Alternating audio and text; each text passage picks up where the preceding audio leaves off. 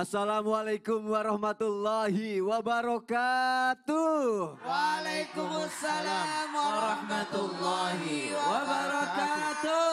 Jamaah. Yeay. Oh jamaah. Yeay. Alhamdulillah.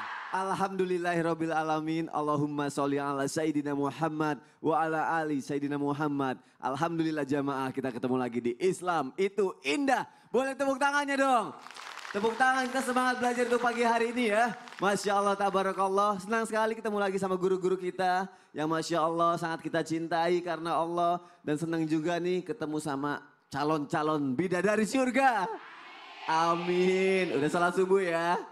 Udah siap untuk belajar pagi hari ini dong? Siap. Tapi tahan dulu nih. Untuk jamaah yang ada di rumah juga nih. Ada tayangan yang mau aku kasih lihat ya. Kepanikan warga saat gempa guncang Pacitan. Ini dia tayangannya, silakan.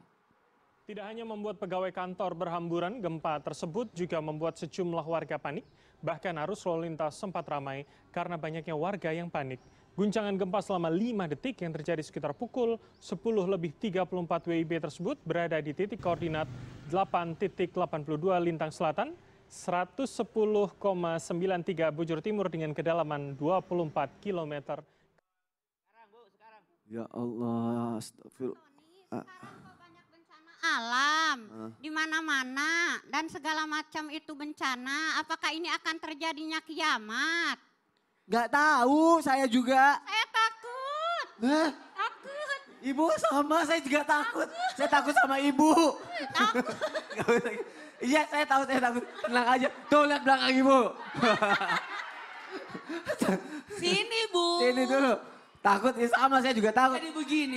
Sini. Nggak usah ikut-ikutan oleng dong. Saya juga Jadi ngerti. gini, jadinya. bencana alam itu bahagian daripada tanda-tanda datangnya hari kiamat. Oh, Karena pas banget kenapa? tadi tuh. Ibu mohon izin kepada kita semua jadi pembelajaran ya. Bahwa segala sesuatu akan ada akhirnya. Tapi bagian daripada nikmat Allah, yakni ketika akan berakhirnya sesuatu, Allah tidak langsung hilangkan, tapi diberikan dulu tanda-tanda. Supaya apa? Supaya kita bisa mempersiapkan diri. Tidak langsung kiamat. Ada tandanya supaya kita ada tanda mempersiapkan. Oh begini, oh, apa yang harus aku lakukan. Makanya sebenarnya pembelajaran besar buat kita untuk bisa lebih dekat sama Allah. Bersegera untuk tobat, memperbanyak bekal untuk akhir. Bukan pada takut-takut. Gitu, makanya di sini nih di Islam itu udah saatnya nanti kalau ada yang mau ditanyain bisa ditanyain ya. Oke, udah gak perlu takut lagi kan? Enggak, lagian takut kenapa sih? Ada itu bencana. Ya udah duduk aja deh kalau kita. Ngapain ikut-ikut. Ya udah, ke bawah suasana. Yang jelas di akhir zaman itu selain bencana akan datang juga peringatan berupa datangnya seorang nabi. Hah, nabi apa? Mau tahu? Mau. Ikutan aja. Kita bahas aja, nabi apa ya? Ada yang tahu nggak nabi apa yang akan turun di akhir zaman? Hah? Kok jawabnya ragu-ragu nabi apa? Nabi Isa, yakin. Tahu nggak jamaah kapan turunnya? Pagi ini akan kita bahas. Tema kita adalah Nabi Isa dan akhir zaman. Tepuk tangan sekali lagi dong. Kita semangat untuk belajar pagi hari ini. Masya Allah, tabarakallah. Ada tayangan lagi ya. Hamas setujui gencatan senjata. Israel tetap serang Rafah, Palestina. Ini dia tayangannya, silakan. Kebahagiaan tak dirasakan oleh warga Palestina di Rafah. Meski gencatan senjata disetujui oleh pihak Hamas, Israel kembali melakukan serangan ke kota Rafah pada Senin.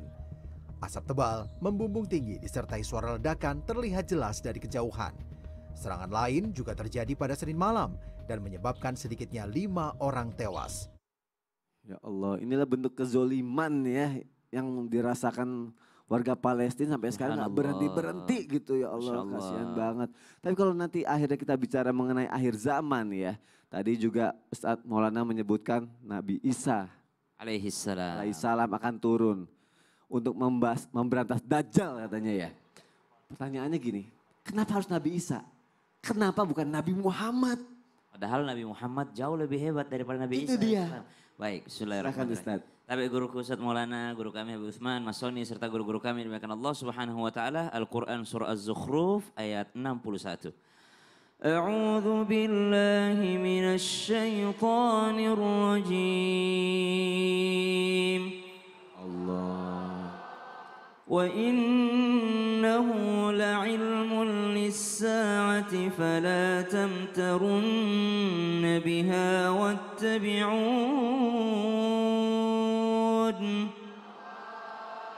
هذا صراط mustaqim.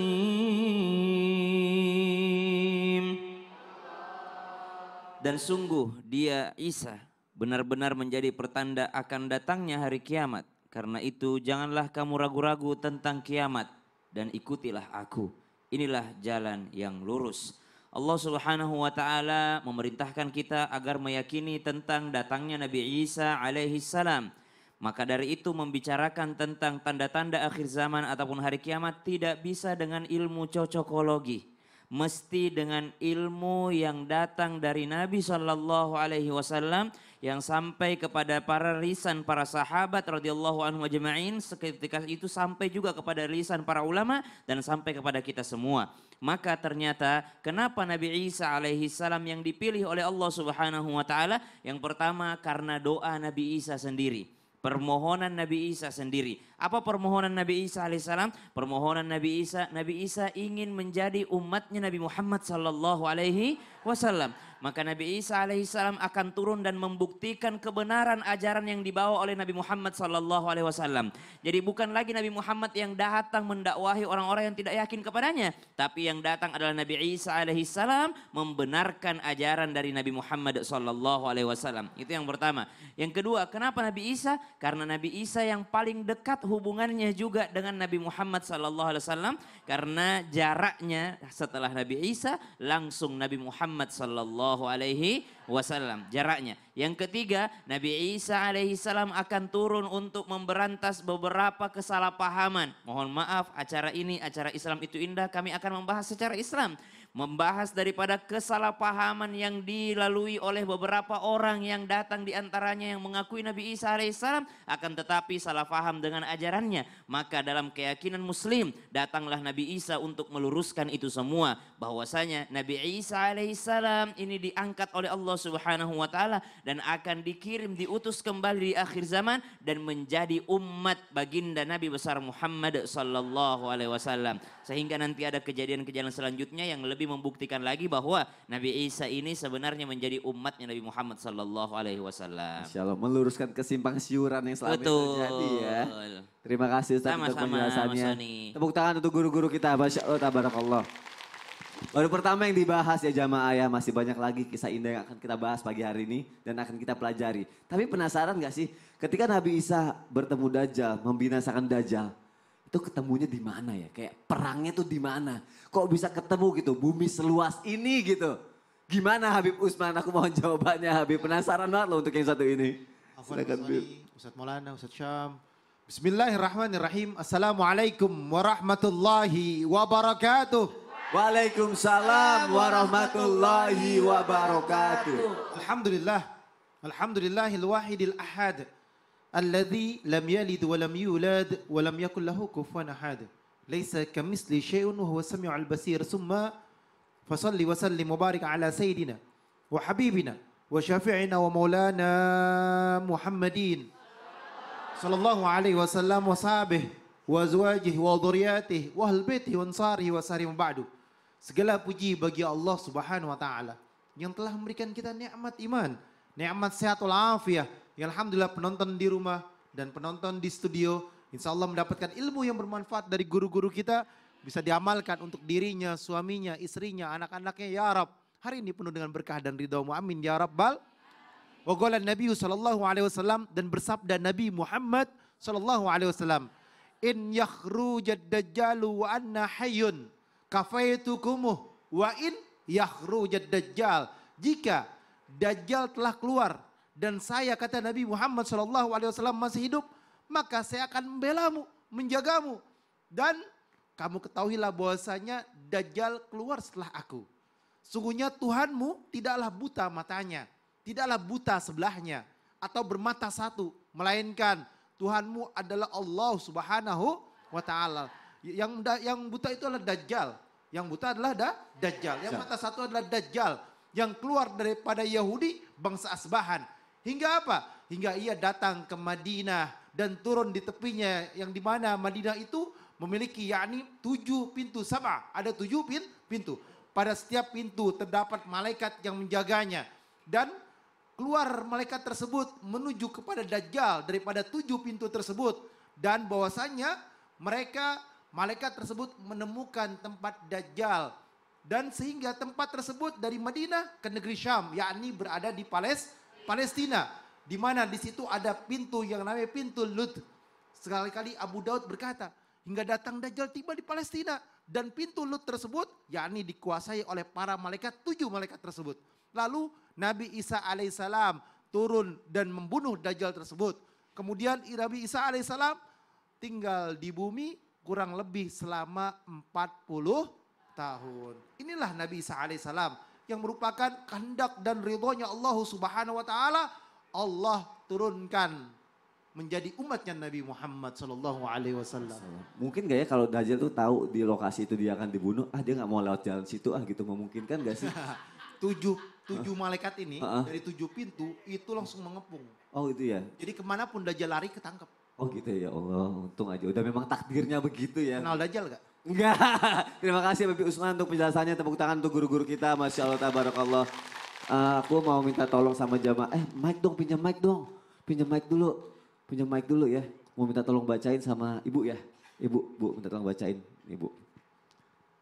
Berdiri Bu, boleh Bu. Baca yang ini Bu. Harga cabai 5.000, bawang sekilo. Salah. Ini titipan belanja virus. Salah, bukan itu. Ini, nih yang ini, nih. Salah. Iya ini. Dari Instagram @erina_akiani. Oh, salah kasih. Jadi yang dibaca. Ya ini, ya nih. Assalamualaikum Ustadz. Cepat atuh. Assalamualaikum Ustadz. Mau tanya dong Ustadz. Serem banget nggak sih Ustadz? Kalau di akhir zaman nanti bisa melihat Dajjal. Tapi ada Nabi Isa sih. Tapi bentar deh Ustadz. Tetangga saya suka ngambil air di masjid dan kelakuannya bikin onar terus. Apa benar dia Dajjal ya Ustadz? Astagfirullahaladzim. Kan bertanya. Bertanya tapi masa bilang tetangganya Dajjal juga Bu. Bu, mohon maaf ya. Jangan begitu, tidak boleh meledek orang Dajjal. Itu tidak etis, tidak berakhlak. Gak boleh, ya Allah. Gak boleh, didoain. Saya juga aja tetangganya, doain. Doain, Ya, tahu doanya. harusnya didoain kan. Doain tuh, kasih tahu aja nanti doain. Saya paling tidak suka kalau orang meledek-ledek orang. Ya. Karena kita belum tentu lebih baik daripada orang itu. Iya, terus doanya apa? Doanya apa Ustadz? Nah, saya baru keluar. Nanti abis ini kita lanjut ya jamaah, jangan kemana-mana. Jamaah, Alhamdulillah. Doanya Ustadz.